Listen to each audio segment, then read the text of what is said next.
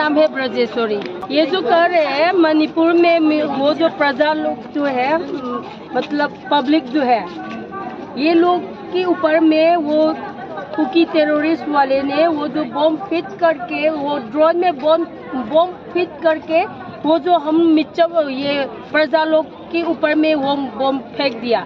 तो उसमें एक औरत मर गया और उसका बेटी जो है, उसका एक हाथ में वो ये बंदूक से वो लग गया।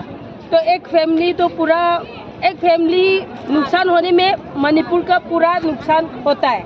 मगर हम लोग तो आम आदमी है, हम लोग के हाथ में तो क्या है, कुछ भी नहीं है। तो कुकी लोग तो बंदूक लेके जाता है।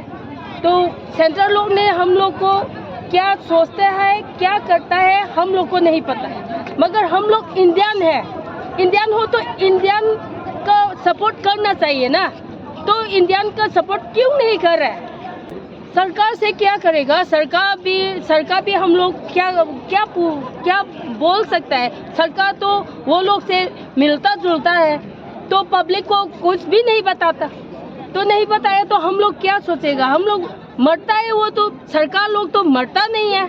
हम लोग ये मणिपुर बचाने के लिए हम आम आदमी लोग वो इधर उधर भागता रहता है, तो हम लोग को ही मरता है। तो क्या करेगा सरकार से बात करके?